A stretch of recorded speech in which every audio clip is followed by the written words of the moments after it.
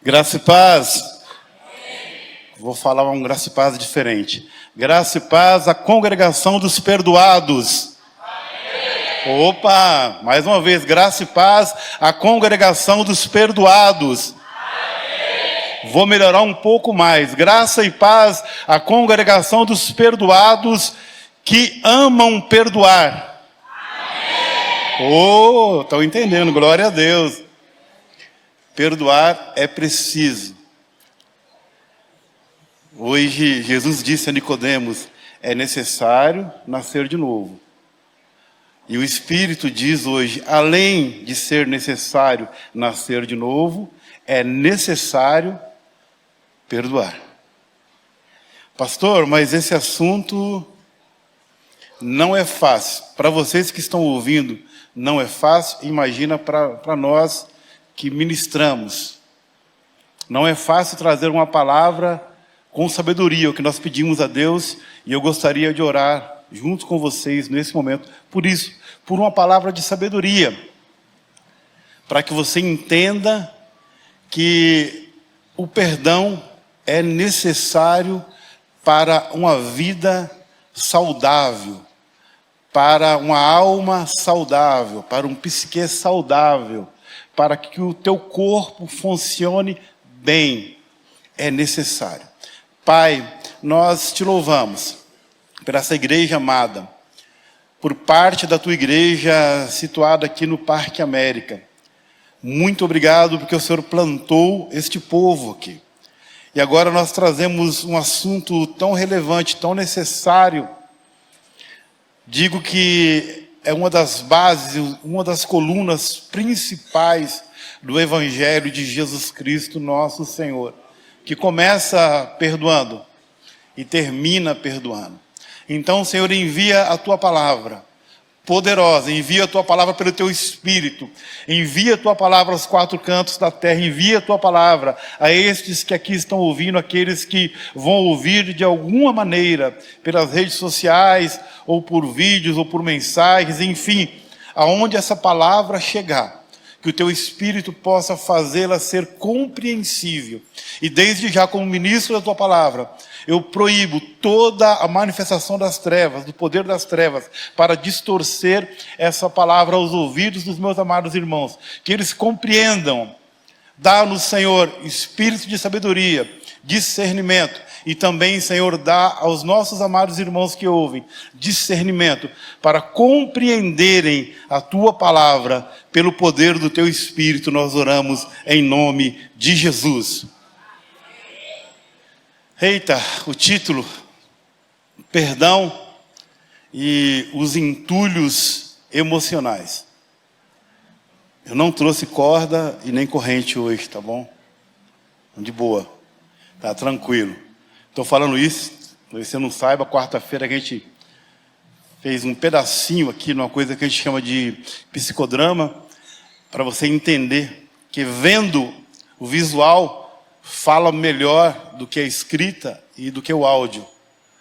Muitas vezes Jesus só olhou para algumas pessoas e no olhar dele as pessoas já entenderam. Então, mas foi mais ou menos por causa disso. Então, na quarta-feira a gente trouxe aqui um cidadão amarrado e acorrentado e dizendo que não perdoava. Vocês estão rindo, né? Tem gente que estava aí está rindo. E ninguém entendeu nada, né?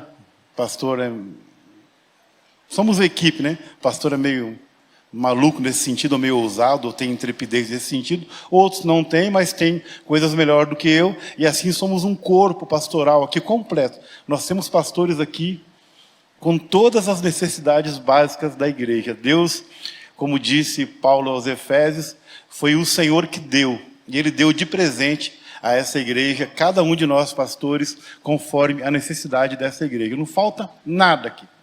Temos mestres, doutores, temos pastores aqui que ensinam melhor, tem uma didática melhor, tem outros que são melhor do que eu nesse negócio aí do data show, de organizar direitinho, outros são como eu no improviso, mas é na caminhada que a gente vai aprendendo. E na caminhada eu posso testemunhar para vocês, na minha caminhada pessoal, que esses entulhos emocionais, eles existem. Eles existem. Eu mostrei para vocês aqui um homem amarrado e mostrei para vocês aqui que tem um poder que pode libertar esse homem que estava amarrado. E nós até cantamos aqui que é o poder do nome de Jesus, não foi isso? Para cadeias quebrar, e pode quebrar todas as cadeias e nos colocar em liberdade. E assim o Senhor o fez na vida de cada um de nós que recebemos o seu Filho como nosso Senhor e nosso Salvador, que passamos pelas águas do batismo, que fomos, como vocês agora há pouco, incluídos, inseridos em um grupo, em uma denominação, enfim, tudo bem, essa parte já passou. Então não é dessa parte que eu quero falar.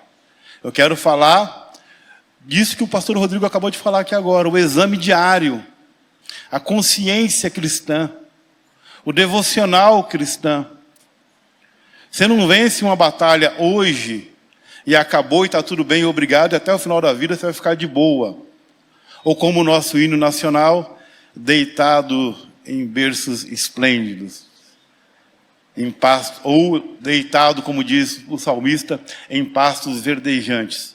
Bom seria que assim o fosse, mas na realidade você vai ter um leão para matar todo dia. A grande realidade da vida é assim. Teve uma pessoa de lá do Rio Grande do Sul, acho que era hoje no Globo Rural, né, falando sobre o que está acontecendo, porque o pior ainda não veio. Na onde a água baixou, já está aparecendo centenas, dezenas, milhares de animais mortos. Então a quantidade de corpos ainda, nós não fazemos ideia. A hora que a água baixar, é que a gente vai saber o que realmente aconteceu e o tamanho dessa catástrofe. Mas uma senhora diz assim, nós tivemos, todo ano tem alguma pequena tragédia dessa no Rio Grande do Sul, por causa das chuvas. Então o repórter ele volta no mesmo sítio, 8 ou 9 meses depois, e a senhora disse, você esteve aqui faz quase 9 meses, e olha a situação que está agora. E ela disse uma frase assim, sempre tem um jeito de piorar. E eu achei interessante a frase dela hoje de manhã. Sempre tem um jeito de piorar. E é verdade. Se você não se guardar, não guardar a tua alma, guarda o teu coração. Sobre tudo que tem que guardar, guarda o teu coração. Sempre tem um jeito. Já percebeu? Para melhorar, os degraus da melhora, parece que são degraus com 50 centímetros, que você tem que fazer força para subir, um degrau de cada vez, conquistando, mas para piorar é de repente. Agora, nesse de repente, as pessoas lá que estão nessa tragédia, que têm estrutura emocional, eles estão ajudando outros. Porque o socorro mais próximo lá, é o que a palavra chama de próximo, foram os vizinhos. Não chegou a ajuda logo. O socorro mais próximo foi daquelas pessoas que estavam com a estrutura emocional melhor. Que começaram a se ajudar entre eles mesmos com o pouco que tinha. Trazendo isso para o espiritual. Diante das tragédias da vida, se estamos nós todos com a estrutura emocional abalada, entulhada, como ajudaremos outros? Se temos dificuldades, um pastor, aí eu mexo, vamos falar assim com a minha raça, né? Um pastor que tem dificuldade de perdoar, como vai falar sobre perdão? Tem que mexer comigo, porque o juízo começa com os cabeças. Na casa de Deus tem um juízo e começa com os cabeças. Nós que pregamos aqui, no dia seguinte, não tenha dúvida, nós já somos provados naquilo que nós falamos. É inevitável. O pastor Nilo está dizendo, é mesmo, mas é verdade. E tem vezes que é ainda no final da noite. E esses entulhos emocionais, eu quero dar antes da gente passar para o próximo slide, eu quero mostrar um texto bíblico no Antigo Testamento, falando de um homem chamado Isaac. A palavra vai dizer, lá em 26 de Gênesis, versículo 14, 26, 14 de Gênesis, aí você abre comigo, não vai passar aí para você fazer um treinamento aí do barulhinho das páginas, né? Ou do teu celular, não tem nenhum problema, você pode usar seu celular, é Bíblia também, mas você abre comigo. Enquanto isso, você vai lendo e olhando lá para o título lá, né? O perdão. Disse que esse homem, Isaac, versículo 14 do capítulo 26 de Gênesis, ele diz assim: tinha possessão de ovelhas e possessão de vacas e muita gente de serviço, de maneira que os filisteus o invejavam. E todos os poços que os servos de seu pai tinham cavados nos dias de Abraão, seu pai, os filisteus entulharam e encheram de terra. Também disse Abimeleque a Isaque: aparta-te de nós, porque muito mais poderoso te tens feito do que nós. Então Isaque foi-se dali e fez o seu assento, ou o seu assentamento, no vale de Gerar, e habitou lá. E voltou, ou tornou Isaque, e cavou os poços de água que cavaram nos dias de Abraão, seu pai, e que os filisteus taparam depois da morte de Abraão. Chamou-os pelo nome de seu pai. Cavaram, pois, os servos de Isaque naquele vale e acharam ali um poço de águas vivas. Até aqui tá bom. Voltando lá, esse assunto aqui é muito relevante, porque nós vamos fazer um link do Antigo Testamento com o Novo,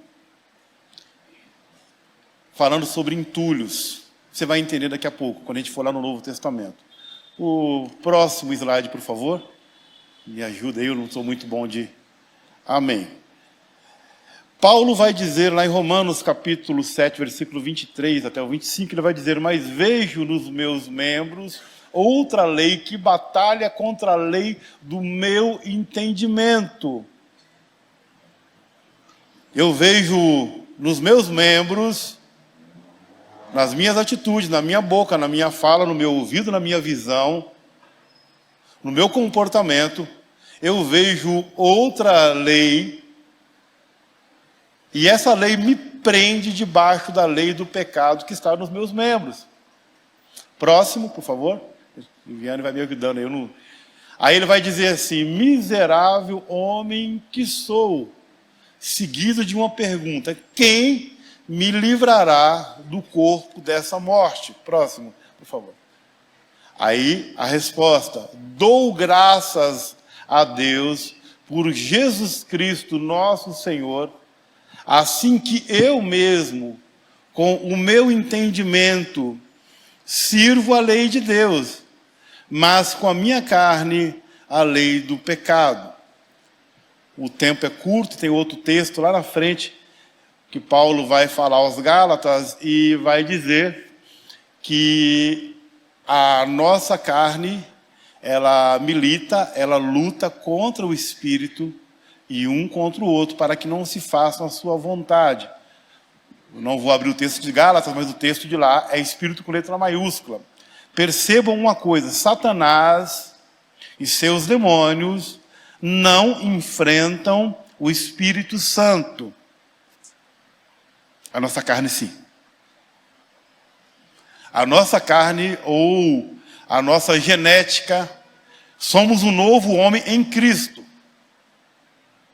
Isso aqui só vai acabar quando partirmos dessa terra ou o Senhor arrebatar a sua igreja. Enquanto isso, o padrão de santidade é conquistado e mantido com muita luta, com muita renúncia. Dizia o pastor Samuel: se você puder, entenda a batalha espiritual, ora, jejua, vigia, porque não é fácil. Ele não vai desistir. O texto que eu li lá no Antigo Testamento, o contexto diz que Isaac vai morar na terra dos filisteus. Judeu e filisteus já moraram juntos. Na história já moraram juntos. E o texto, que eu não li todo ele, só li um pedaço, só um contexto, vai dizer que Isaac chega, Abimeleque pede para ficar, compra uma possessão, fica por ali. Na primeira plantação do homem, de Isaac, ele colhe 100 medidas. Os filisteus nunca tinham visto, volto aqui na história com vocês, os filisteus nunca tinham visto um homem colher 100 medidas. Eles sempre tinham visto, pegar essa garrafa para exemplificar, espigas de milho do tamanho dessa garrafa de 500 ml. Eles nunca tinham visto uma espiga de milho do tamanho de uma garrafa PET de 2 litros.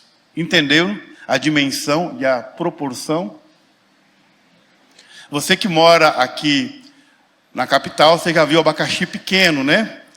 Lá na terra do nosso amado irmão Francisco, você vai ver abacaxi com mais ou menos 7, 8 quilos, até mais. Um abacaxi.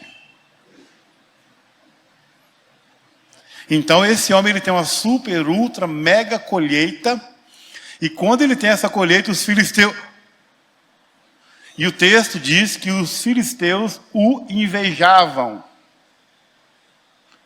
A primeira guerra dos filisteus contra o povo de Deus não foi no campo de batalha, não foi na espada. A primeira guerra foi na inveja, no sentimento cobiçoso. Quem é esse cara? De onde que ele veio? Como é que esse cara chega aqui na nossa terra e de repente ele tem uma mega colheita dessa? E ele precisava de água.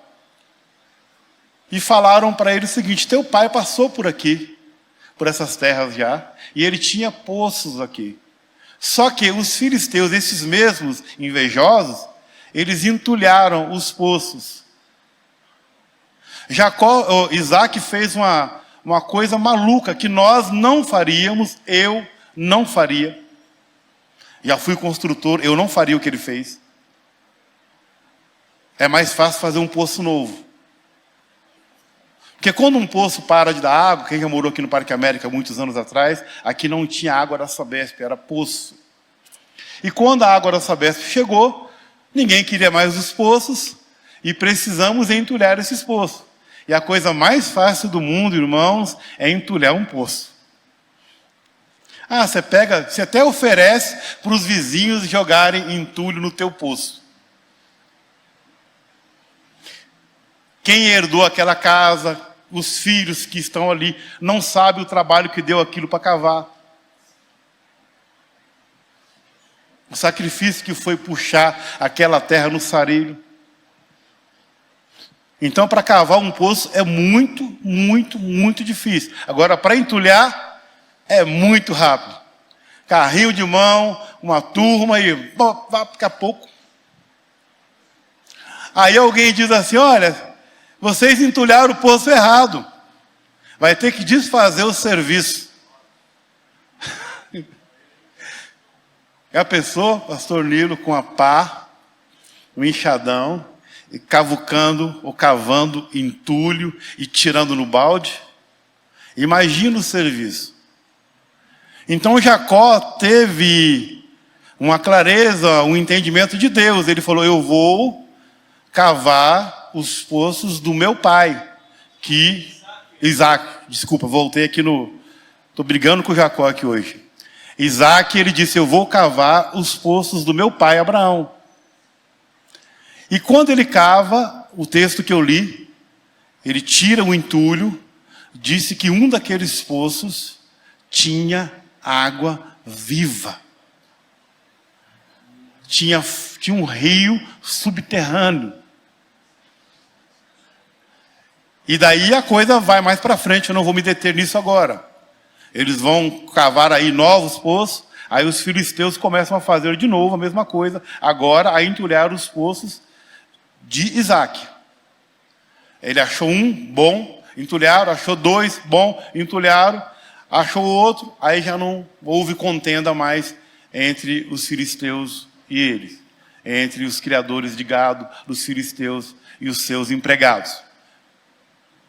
Mas veja bem, para entulhar é muito fácil. Pastor, o que você está querendo dizer? Eu não estou querendo, eu estou dizendo mesmo. É que a parte difícil da tua vida já foi feita. Jesus já quebrou aquelas correntes, soltou aquelas amarras, te fez uma nova criatura. E quando você recebeu Jesus, diz lá em João 7:37, o texto diz assim: no último dia, o grande dia da festa, Jesus se colocou em pé e clamou dizendo: se alguém tem sede, venha a mim e beba. O melhor, quem crê em mim, como diz a Escritura, eu vou cavar um poço nele, vou fazer uma fonte nele, eu vou fazer uma fonte em você, e a fonte que eu vou fazer dentro de você vai jorrar para a vida eterna. E ele diz rios. Então veja bem, todo cristão recém-convertido já é aberto uma fonte de água viva nele. Amém? Até aqui? Todo cristão já tem essa fonte. E uma das coisas mais bobas, mais infantis da nossa parte, é pedir a Deus aquilo que Ele já nos deu. Deus fica olhando para a nossa cara e fala: tá aí, pega aí.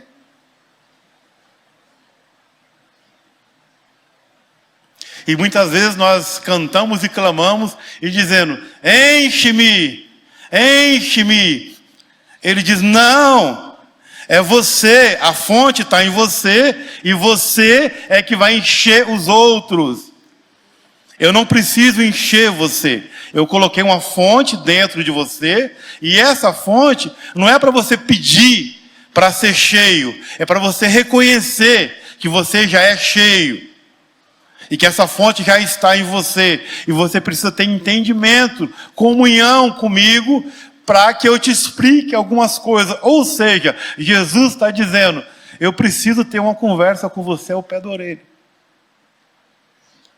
Eu preciso, nas madrugadas, nos teus devocionais, na tua oração, eu preciso conversar com você e te ensinar algumas coisas, porque Ele é o professor, não é isso?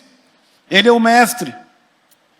Então eu preciso te ensinar algumas coisas no campo emocional, onde eu trabalho hoje, dizendo para a pessoa: eu vou ajudar o teu psique, eu vou ajudar o que está dentro de você. Não tem condão, não tem varinha mágica, não tem fórmula mágica. Eu vou usar o que está dentro de você, o que está no teu inconsciente, e eu vou pegar na tua mão e eu vou te ajudar. É isso. Terapia nada mais é do que isso. Não é nada novo, não é nada que vem de fora, não é um passo de mágica, não é hipnose, pelo amor de Deus. Não é nada, não é regressão. É simplesmente dizer: está dentro de você.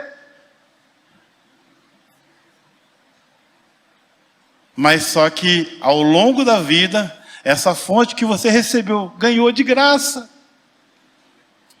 E tem poucos, mas poucos mesmo, irmãos, eu falo isso com tristeza, poucos que entenderam. E tem alguns amados que na sua conversão, eles entenderam que já são essa fonte, e eles começam a jorrar, sem saber de nada, sem saber muito versículo, sem saber muita Bíblia, sem saber quase nada, como os discípulos fizeram. E os discípulos ainda, sem viver ainda a vida cristã, eles saem no primeiro grupo de 70, e Jesus disse: eu vou dar um pouco de água para vocês só. Ainda não é a fonte. Ainda não era a fonte. Era só uma porção do Espírito. Eu vou dar uma porção. E com essa porção, eles voltaram impactados, com alegria. Senhor, nós estamos melhor do que os rabinos, os doutores da lei. Olha, Nós fizemos um papel até de exorcista, expulsamos demônios, que era uma coisa muito difícil, que eram poucos judeus que praticavam o exorcismo. Até os demônios se sujeitam. Então eles entenderam e eles foram jorrando essa água, sem entender como que era e nem quem eles eram. Os caras, eles não sabiam quem eles eram. Mas o Senhor sabia quem era cada um deles. E o Senhor sabe quem é cada um de nós aqui nessa noite. Quando Ele te chamou, Ele bem sabe. Bem sei os planos que eu tenho ao teu respeito. Você não sabe de nada, eu não sei de nada, mas Ele sabe. Mas aí essa fonte, como o poço que Abraão cavou, e que por inveja os filisteus entulharam, Satanás e seus demônios, com o mesmo sentimento de inveja, com o mesmo sentimento de orgulho. Eu não posso impedir que essas águas jorrem, mas eu posso mandar a minha equipe lá, os demônios especialistas em carregar entulho e tampar poço, eu vou mandar esses demônios lá e eles vão entulhar. Já que não dá para tirar de dentro, porque dá para arrancar o Espírito Santo de dentro depois que ele foi dado? Não, ele uniu com o teu espírito. Não dá para arrancar a fonte de dentro deles. Então Satanás, organizado com seus demônios, vamos entulhar. Vamos entulhar. Vamos dizer que ele não pode, que ele não é capaz, que ele tem que fazer uma boa faculdade, que ele tem que ser um bom teólogo, que ele não pode falar ainda, ele não tem autoridade, ela não tem autoridade. Você não pode ser missionária, você não pode ser profeta, você não pode curar ainda. Imagina, para você usar o dom de cura, você tem que jejuar, tem que subir um monte, tem que ficar lá um pouco. Enquanto você não vê o mato pegando fogo, você não pode expulsar demônio, curar enfermo. Ou não é assim que os demônios falam? Aquela vozinha que vem. Você não pode. Você não é capaz. Ainda não, você está muito novinho na fé. E como os discípulos novinhos na fé, que praticamente não entendiam nada, saíram de barco de ordem, fazendo aquilo que eles não compreendiam.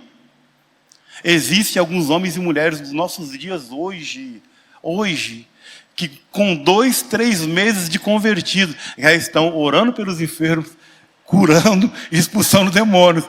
Você olha assim e fala, mas é um menino ainda? Os mais doutores como eu, né? Imagina.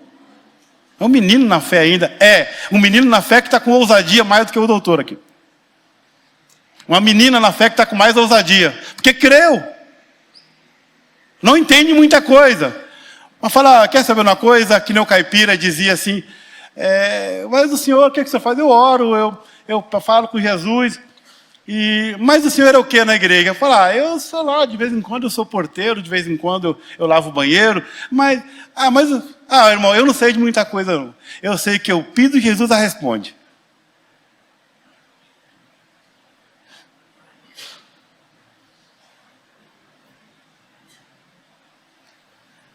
E a gente fica achando, e enquanto isso o inimigo vem, entulho. Você era muito ruim, tem que melhorar um pouco. Não, você, entulho.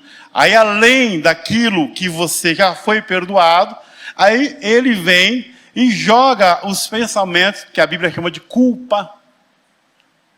Porque o perdão é completo, você já foi perdoado, aí vem a culpa.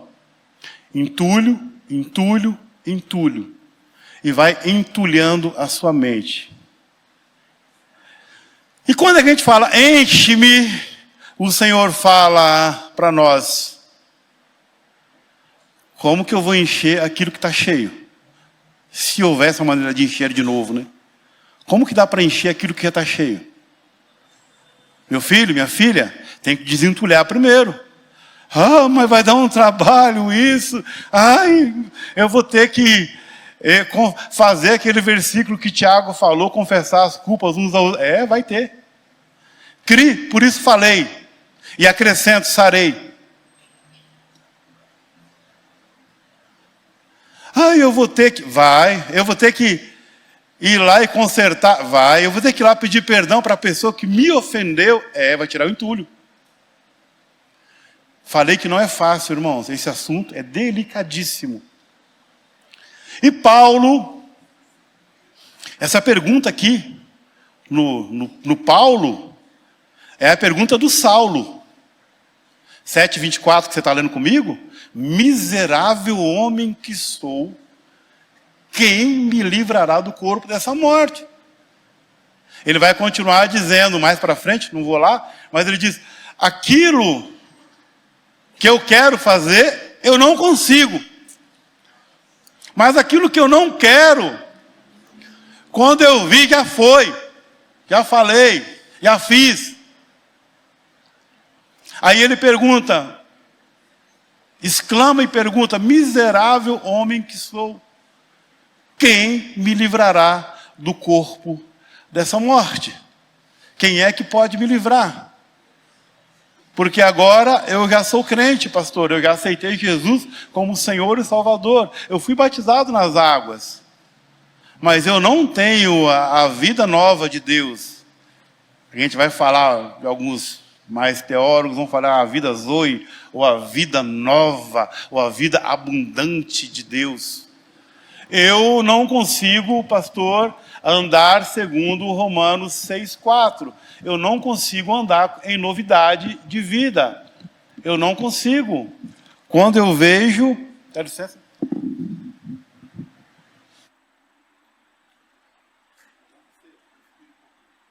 Eu não consigo fazer. Na realidade, quando nós estamos perto da cura, nós reconhecemos isso. Quando nós estamos chegando perto da cura, nós reconhecemos a nossa fragilidade. E ele diz, quem é que pode me livrar? Alguns historiadores, não sei daquela época, mas eu sei de uma tribo africana, que havia um castigo. E isso é fato, de onde eu pesquisei, de lá da cidade de Paulo e de outras naquela região. Pode ser que daquele povo lá, dos bárbaros de Roma, pode até ser, que tinha o costume de amarrar o cadáver nas costas do assassino. Pode ser que até os gauleses, que eram mais ousados, né, que é quem mais deu trabalho para Roma, está naquela parte ali da Galácia, ali está os gauleses também. E foi quem deu mais trabalho para Roma, foi bem resistente, na Gália antiga.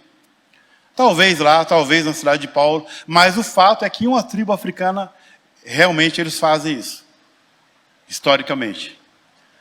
Amarram bem amarrado o corpo do defunto nas costas do assassino de uma maneira que ele não possa tirar. E ele vai carregando aquele corpo, e aquele corpo vai decompondo, e ele é expulso da aldeia, e ele vai andando fora. E quando ele tenta desamarrar, não dá, está muito bem amarrado. E além de estar muito bem amarrado, o corpo nas costas dele, as mãos estão amarradas. E ele só pode andar para frente. E o corpo vai decompondo, e os bichos que estão comendo o defunto começam a comer as costas dele também. Só que, defunto sente dor? Não. Mas o bicho está comendo o morto e está comendo o vivo. Então, uma das expressões que a gente pode analisar é quem me livrará do corpo dessa morte? Quem vai me livrar dessa pessoa que eu não perdoo todo dia? E essa pessoa que você não perdoa está amarrada em você, bem disse o pastor Samuel no outro domingo, e deita com você, acorda com você, passeia com você, está no carro com você, e está amarrado de você. Só que a pessoa não sabe, porque para ela aquela ofensa já morreu.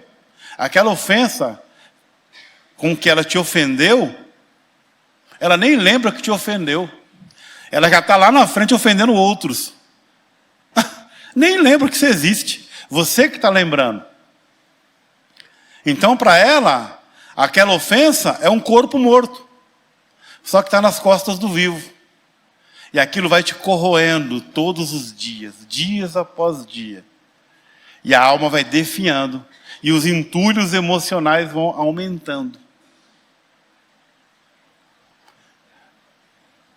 Medo de ficar sozinho. Medo de dormir com a luz apagada. Sensação de que tem alguém atrás de mim. Só alguns sintomas. Ouvindo vozes. Parece que tem alguém me chamando. E ouve mesmo. Vultos. Dores de cabeça sem causa. De repente uma diarreia. De repente uma falta de ar. De repente um aperto no peito que parece que tem 200 quilos em cima do peito. E quem não conhece fala, é nada, não está com nada. Não está com nada que não é em você. E a ansiedade vai... E a pessoa... E o que é? O corpo está amarrado nas costas. E Paulo está perguntando, quem vai me livrar desse corpo morto? A resposta, versículo seguinte, slide seguinte, por favor. Aí Paulo, ele declara isso que eu acabei de falar com você, que essa carne é terrível. Ele mesmo se declara um homem miserável diante do conflito. Você imagina Paulo, quero falar um pouquinho desse nosso amigo, depois a gente passa para o versículo 25, fica aí por enquanto, por favor, obrigado, Vi. Paulo, ele passa por um confronto na sua alma muito grande. E com certeza, os terrores noturnos viviam as lembranças do antigo Saulo, que arrastava mulheres e crianças, que era zeloso da lei. Quero vos lembrar que o apóstolo Paulo, o antigo Saulo, perseguidor da igreja, foi também assassino. E quando não matava, mandava. Será que Paulo não pensava nisso? Será que o acusador, nos relatos de Martim Lutero, que quase batia a cabeça na parede de tanta acusação, que literalmente brigava com o demônio, se você ler a história de Martim Lutero, no começo da sua conversão, do seu esclarecimento. Então esse Paulo, ele se declara um homem miserável diante desse conflito entre a carne e o espírito.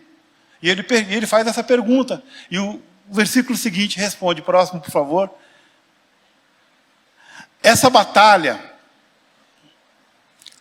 ela é constante, é uma batalha constante no seu ser, aponta só uma saída, uma só. Aí ele lembra.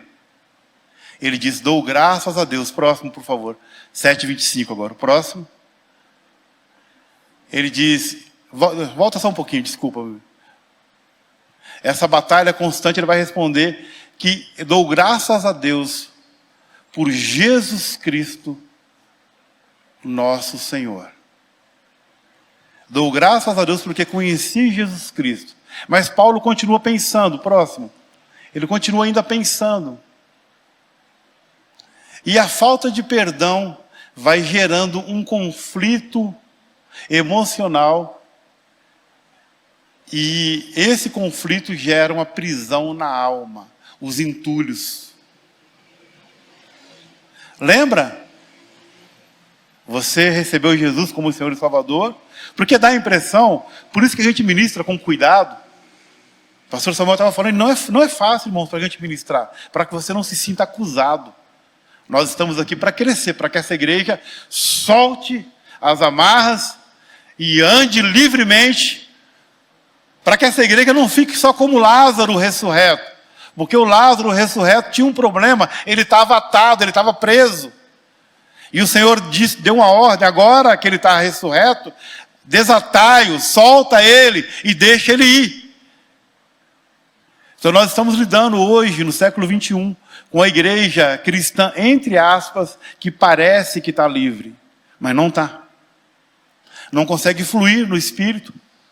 Tem dias que você chega aqui que está tudo bem, mas tem dias que os cânticos não te dizem nada, o louvor não te diz nada, e a palavra muito menos. E você volta para casa, tem vezes que pior do que entrou. Onde está o defeito? No louvor? Nos ministros? Na comunhão? Na iluminação? No som? Não, o defeito está dentro de mim. A acusação, o conflito. E quando nós começamos a bater nessa tecla do perdão, o sentimento mais rápido que aparece nas pessoas é: tomara que esse assunto passe logo. Tomara que isso acabe logo. E eu quero te dizer que tem para o mês todo, viu? Vai se acostumando aí, que nós vamos resolver essa parada. Nós vamos andar juntos. Nós vamos chorar juntos. Nós vamos abraçar, nós vamos confessar, nós vamos ser livres juntos. Não adianta um pequeno povo aqui sair andando e os outros atrás presos. Não, é todo mundo. Vai todo mundo junto. Aí esse conflito, essa prisão da alma. Agora eu recebi Jesus como Senhor e Salvador. Eu tenho o Espírito Santo. Eu creio na palavra de Deus, mas por que é que não flui? Por que é que não vai? Por que é que os nossos doentes não são curados? Por que é que os nossos mortos não ressuscitam? Por que é que de vez em quando a gente expulsa um demônio e olha lá? Por que é que poucos irmãos conseguem o simples dom de falar em línguas? E os demais dons que estão à nossa disposição, por que não flui? Por que que a água não vem de dentro para fora? Lembra? Não vai vir de fora para dentro. Não adianta cantar, enche-me, ele não vai encher o que ele já deu. Mas a gente pode cantar, flui. A gente pode cantar, libera.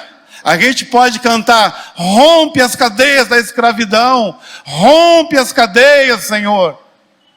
Nos ajuda a tirar esse entulho. É um trabalho muito difícil. É muito difícil desentulhar poços. Não é um trabalho fácil. Por isso eu pedi ao Senhor, me dê graça. Os pastores estão pedindo, Senhor, nos dê graça. Para que nós consigamos ajudar a nós mesmos e o nosso povo. Porque não é fácil. Falar, perdoar é fácil, mas a maioria de nós não perdoamos coisa nenhuma. A gente perdoa para passar essa fase. Vai entrar uma outra ministração, uma outra palavra, esse negócio do perdão acaba logo. E a maioria das igrejas não quer mexer com isso, porque é o maior BO da igreja evangélica, é falar de perdão. Se você encontra uma igreja aqui, ou em qualquer outro endereço, falando de perdão, saiba de uma coisa: esse povo te ama, esse povo está preocupado com você, seja onde for, qualquer parte do Brasil ou do mundo. Se estão falando de perdão, de renúncia, é porque essa igreja se preocupa com você, não é com o teu bolso. Se preocupa com você, não é com a tua posição social. Essa igreja quer que você cresça. Se estão falando disso, é porque querem você livre. É uma boa igreja e eu te recomendo, não só essa, como qualquer uma que você esteja, continue aí, está num bom lugar. É gente que se preocupa com gente. Próximo, por favor. Tem um texto muito clássico que diz assim: soltai e soltar-vos-ão. É Lucas capítulo 6, e 6:37 na parte B. Jesus está dizendo: soltem, soltai e soltar-vos-ão. Solta, pastor, mas é 15 mil reais, pastor, aquele desgraçado falou que me pagava em 15 vezes de 1.000 e já não. Solta, pastor, não é fácil. Mas a pessoa me ofendeu, me humilhou, falou coisas que eu não fiz, eu me senti um monstro diante do que essa pessoa falou, e a tua alma E os entulhadores vão dizendo assim, é mesmo, coitado de você mesmo, né? Misericórdia, tadinho de você, nunca poderiam ter feito isso com você. Mas o Senhor vai dizer, solta. Solta.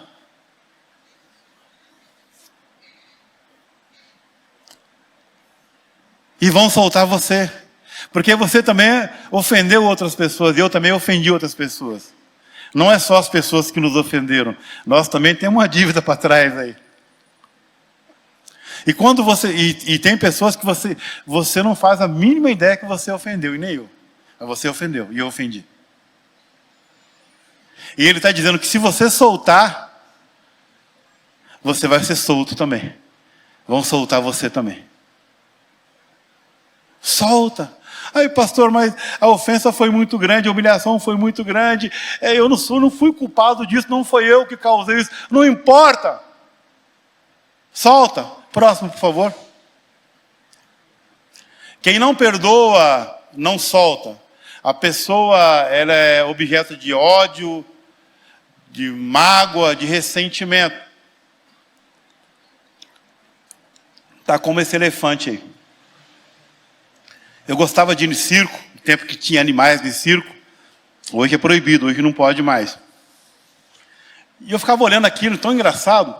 Um bichão daquele tamanho, com 5, 6 toneladas, e com a corrente amarrada num tronco, no pé.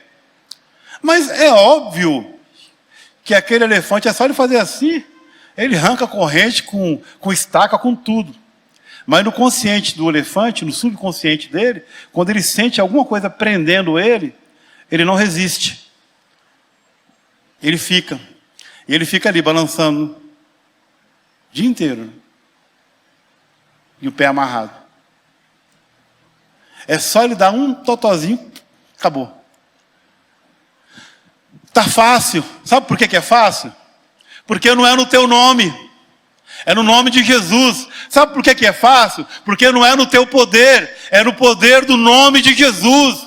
Por isso que é fácil.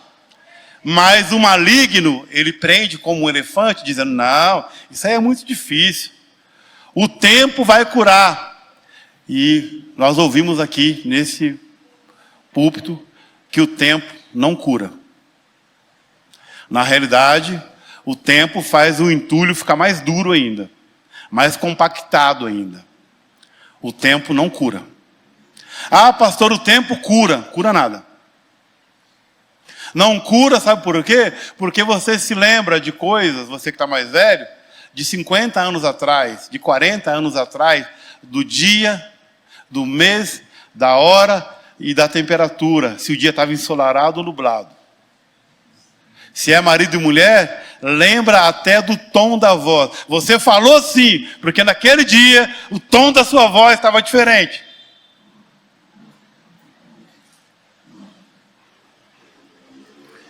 E o marido mais bruto ainda, você não falou, mas pensou em falar. Eita, até no pensamento me escapa.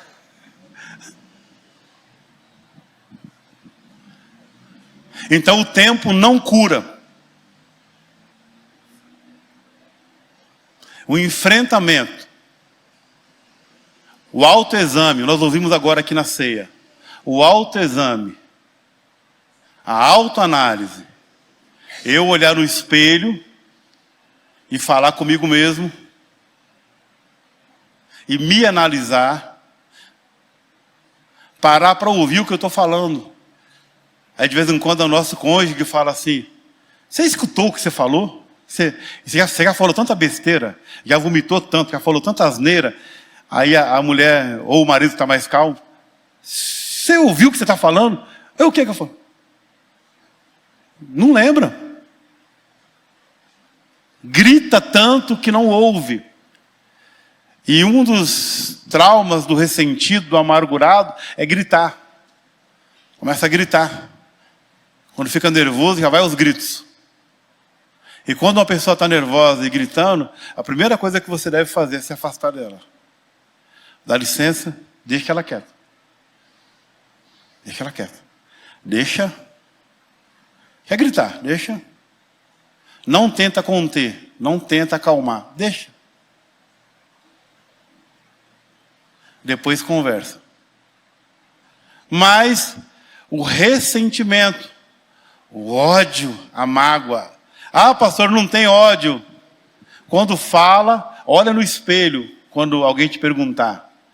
De tal pessoa, da Dona Maria, da prima, da tia, da... Eu não quero mexer com mãe hoje, Senhor. Eu falei que não vou mexer com mãe. É dia das mães. Não vou mexer.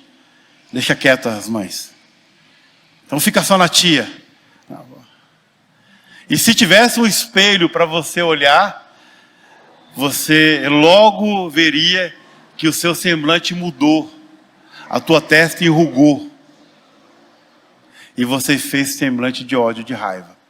Ressentimento. Próximo, a gente vai finalizando por aí. Vive esse... É constante, né? Esse drama. A alma está pesada. Próximo, por favor. E o perdão tem que ser incondicional. Estou repetindo coisas que eu falei na quarta-feira. O perdão é incondicional. Não pode ter condições prévias. Perdão é ponto final e acabou. Perdão não tem, olha, eu te perdoo, mas... Nilo, você não faz mais isso.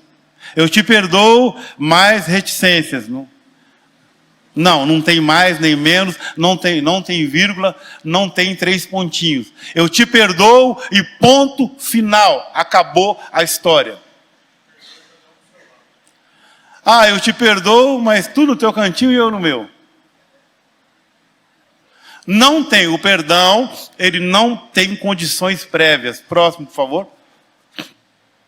O grande desafio para o ofendido ou machucado é dizer, eu libero, aí, só aguenta um pouquinho que a gente já está finalizando. Eu libero o meu amor e o meu perdão para tal pessoa. E cita o nome da pessoa.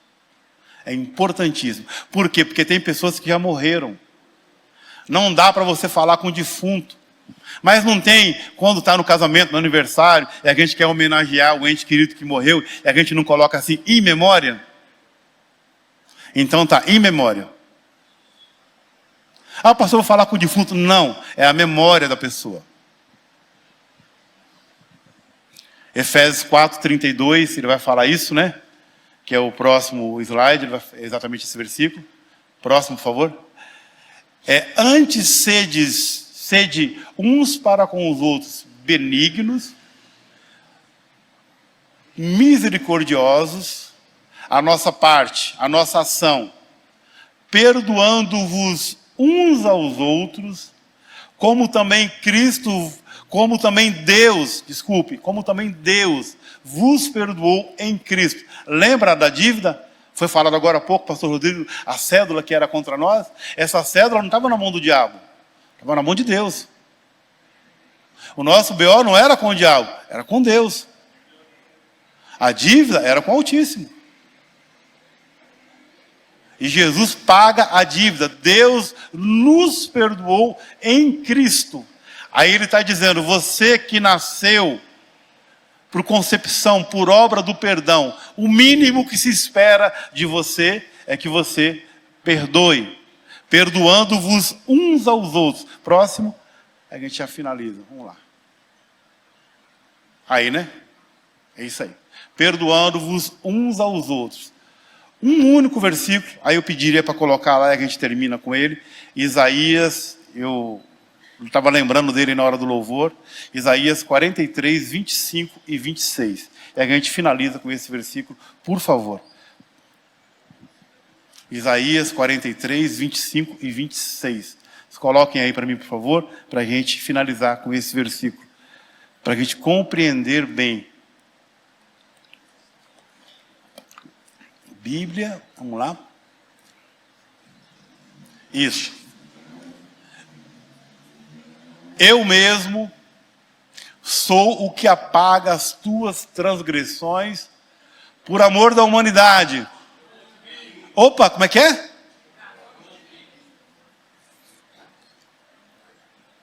Então nós vamos aprender, agora e finalizando, com o princípio do perdão. Tudo tem um princípio. Esses bancos foram feitos, o princípio dele é madeira, serraria. Isso aqui foi feito com a pedra chamada alumínio. Isso aqui foi feito, areia, lógico, com alta temperatura, vidro, tem um princípio. Então, tudo tem um princípio. E é importantíssimo, não poderia terminar sem falar do princípio do perdão. O princípio do perdão, eu mesmo sou o que apaga as tuas transgressões por amor de mim. E dos teus pecados não me lembro. Não me lembro. Então Deus nos perdoou por amor ao seu nome. Nós fomos mal ensinados no sistema evangélico, dizendo, você tem um valor, você é o melhor de Deus, você é especial de Deus, você é eleito de Deus, e Deus perdoou por amor a você, por amor à humanidade. Sim, em parte é verdade, porque o cumprimento acaba em Jesus. Mas o princípio não foi esse. O princípio foi, a criação é minha. O Pai falando, a criação é minha. A criação se perdeu. E a criação se perdeu, é o meu nome que vai para a lama. A criação está na mão de Satanás. Foi enganada. Só que a criação é minha. Deus, isso aqui é uma conversa na eternidade, né? Me permitam aqui. A criação é minha. Então é por honra do meu nome, é por amor do meu nome que eu vou perdoar eles. E dos seus pecados não me lembro mais. Mas Deus tem memória, pastor Usa, lembra? Deus não precisa de memória, Deus não tem, esse é um atributo humano. Deus não tem esse atributo de esquecimento, ou de memória, ou de lembrar. Deus não precisa lembrar, Ele não precisa de memória, Ele está lá agora. Ele é atemporal. Ele está no passado agora. Ele está lá onde você errou, onde você fez aquele pecado, onde você fez aquela tragédia. Ele está lá agora. Ele está lá agora, onde você ofendeu Ele. Ele está te esperando lá agora. Agora. Ele não precisa lembrar, Ele está. Ele está aqui agora. Ele está lá na eternidade. O arrebatamento já aconteceu, o milênio já aconteceu. A Nova Jerusalém já desceu, nós já estamos com Ele. Ele está lá. Exatamente, Ele é. E é atemporal, Ele move nos tempos. Não é no nosso tempo, é nos tempos dos tempos. É no tempo dEle. Próximo versículo, ele vai te falar assim, agora que você sabe disso, procura lembrar-me. Já que você quer fazer conta disso, e que o diabo está te acusando e você quer fazer conta, procura lembrar-me. Entremos em juízo juntamente. Apresenta as tuas razões, para que te possa justificar. Não vai. Fica no primeiro versículo, não entra nesse aí não. Não entra nesse não. Ah, Senhor, mas lembra do perdão? Incondicional. Não tem condições. Perdoou, pronto e acabou. Solta! Solta! Eu falava para um pastor, amigo nosso, já faleceu, eu, pastor Disseu e outros pastores. Ah, mas aquela propriedade é minha, aquilo é meu, aquilo vale tantos mil. Aquilo... Solta! Está brigado com a família não está falando, está de cara virada um para o outro. Por causa de uma propriedade que hoje está com a placa do seu nome e amanhã vai estar com a placa do nome de outro. E daqui 100 anos, quem é que sabe? E daqui 200 anos, menos ainda. Solta. Solta. O apóstolo dizia uma frase assim, no reino de Deus tem duas coisas que a humanidade não entende. Duas contas que a humanidade não entende. Para ganhar, tem que perder. E o prejuízo dá lucro. Pastor, mas vai ser um prejuízo. Prejuízo dá lucro.